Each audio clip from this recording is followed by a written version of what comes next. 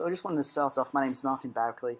Just wanted to thank everyone for attending and letting me present here, especially Neves, for allowing me the opportunity to do this. So as you can see, we're separating familial mixtures one genotype at a time.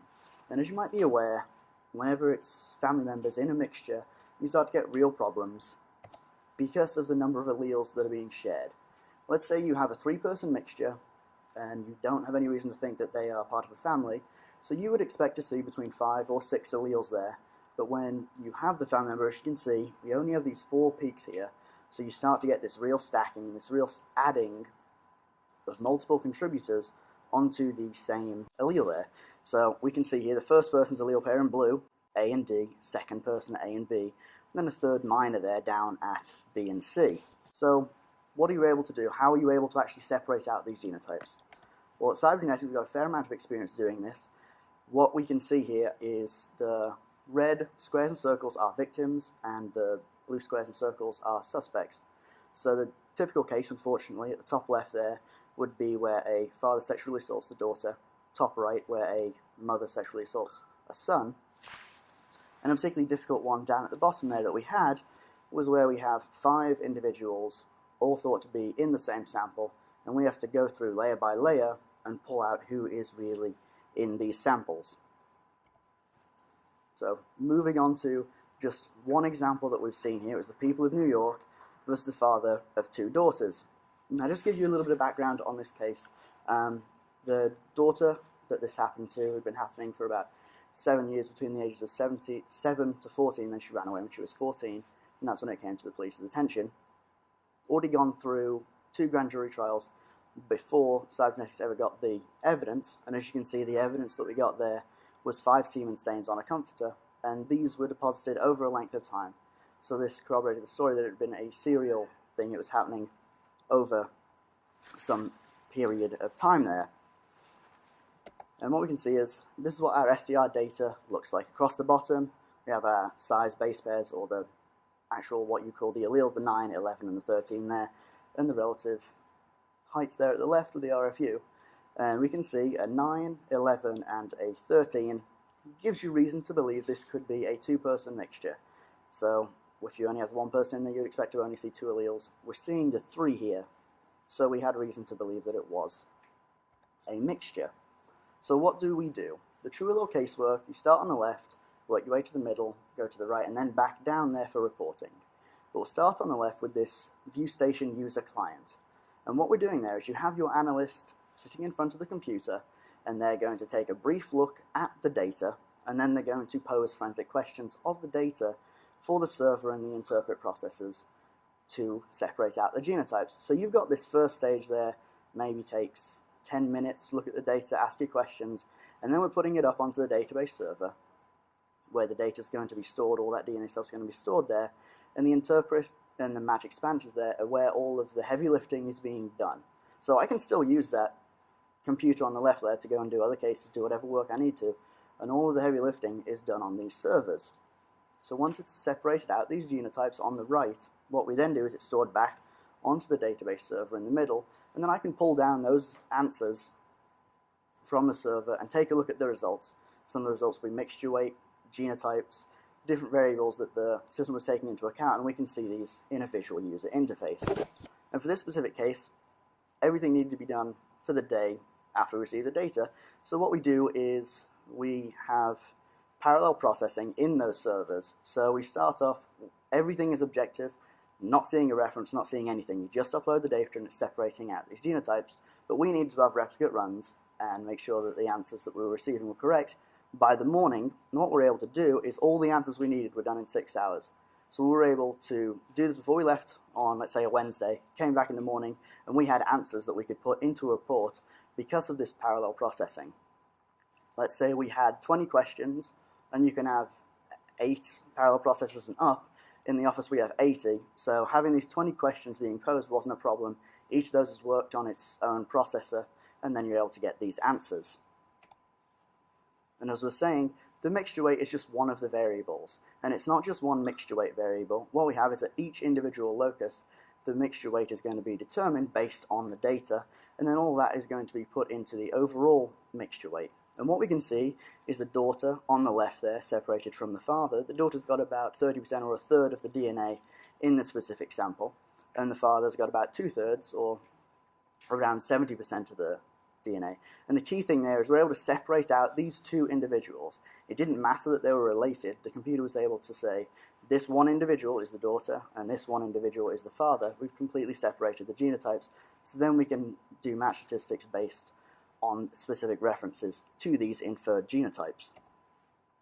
And how is it doing this genotype separation? Well, it's not only looking at what the data has there. As you can see, you have the 9, the 11, and the 13 peaks. What it's really doing is it's trying everything out. So let's say it wanted to try for that one person's allele pair. Instead of a 9-11, it's going to try out an 8-11. As you can see, there's no real data to support an 8 peak being there.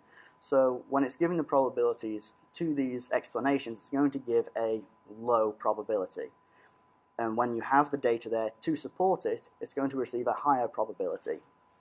So better explanations receive this higher probability or this higher likelihood, and it's all doing this to explain the peak pattern, and separate out the genotypes. So as you can see here, one person's allele at 9-11, the other person's allele pair at 9-13, explains the data quite well. We're filling up all of the peak data there with these bars between the blue and the orange.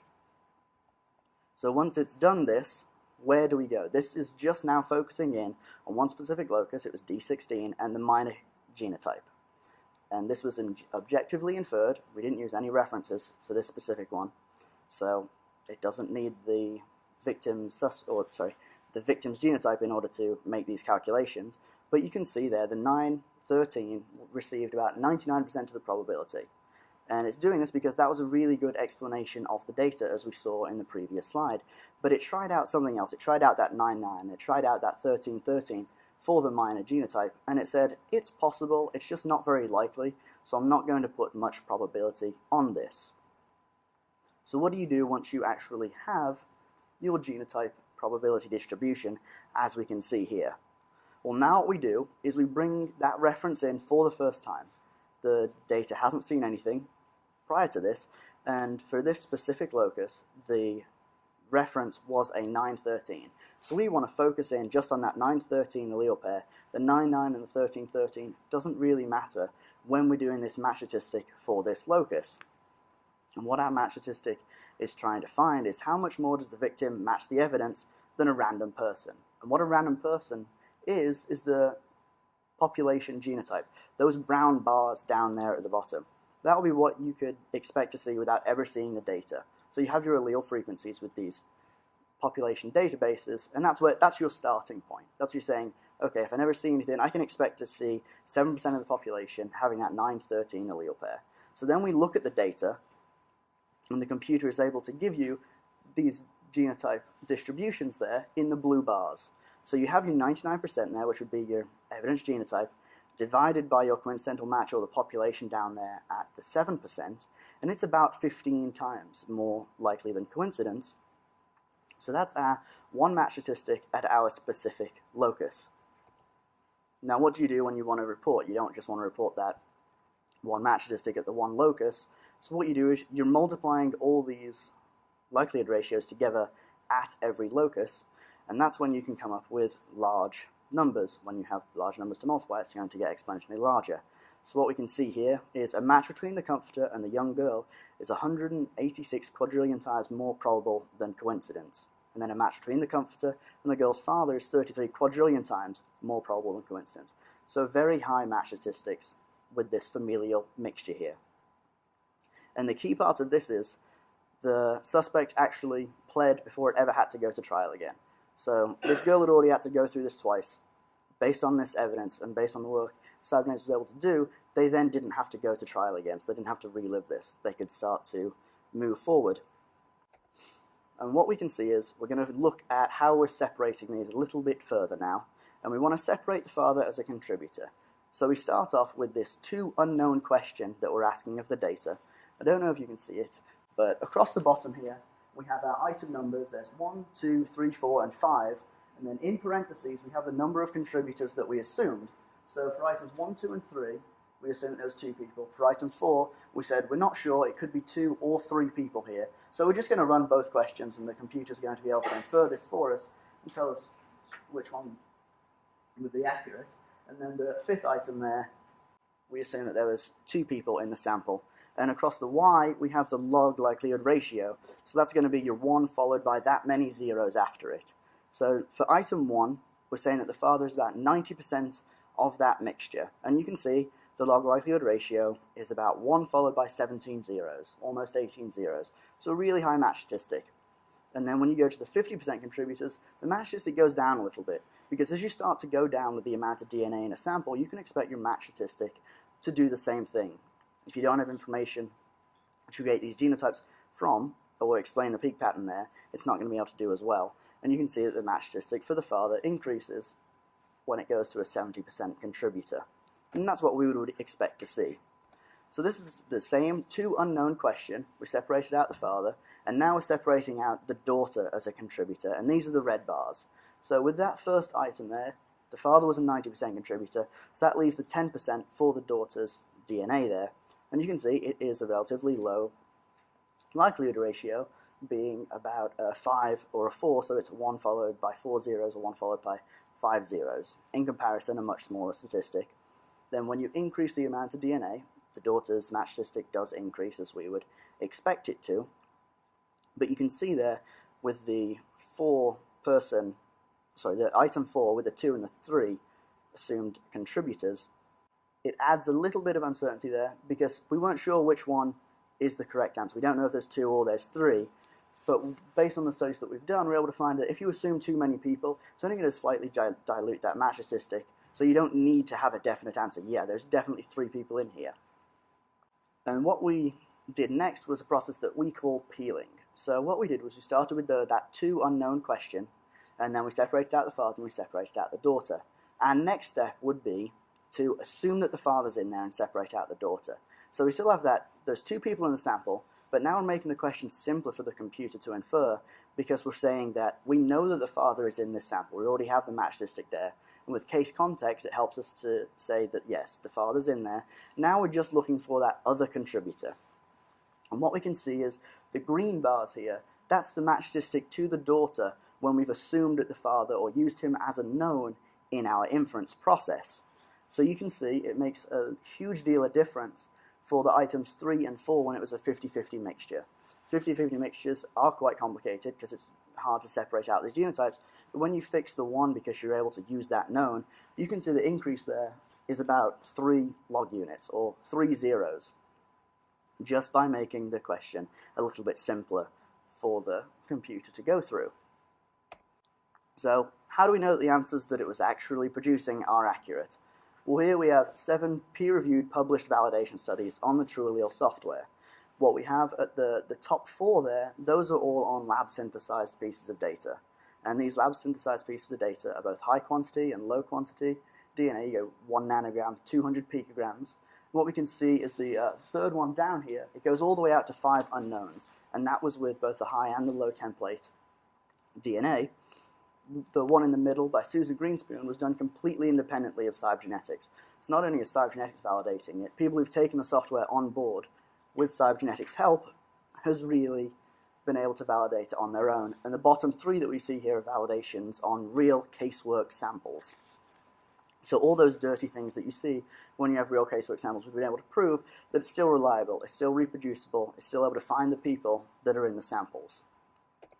And where has it been used in the US? Well, it's been used in well over 100 cases. There have been 100 reports written, and as you can see, these are the ones that have gone to trial. The key thing is here, as I said before with the New York example, the father pled. So while TrueAllele and while Cybergenetics was involved in it, didn't have to go to trial, because when they were able to use this DNA evidence, people often plead.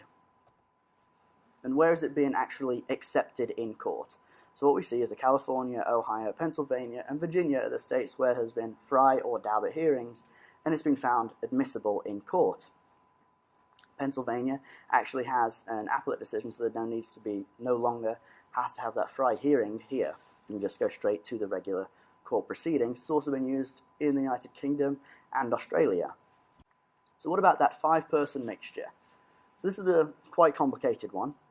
As you can see, 5 victims there, and the numbers below are the appropriate mixture weights that TrueAllele was able to assign. And I'm just going to walk you through our peeling process and how we were able to pick out each individual person one step at a time. So we start off with the 5 unknown question. We're just posing this to the computer and we want to try and find the major contributor, and that's actually what we did.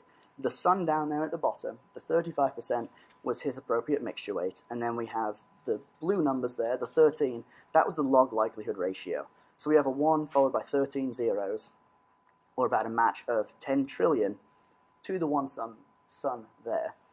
Next, what we're going to do is we're going to use that son as a known, and then we're making the question a little bit simpler and only having to infer 4 unknowns this time.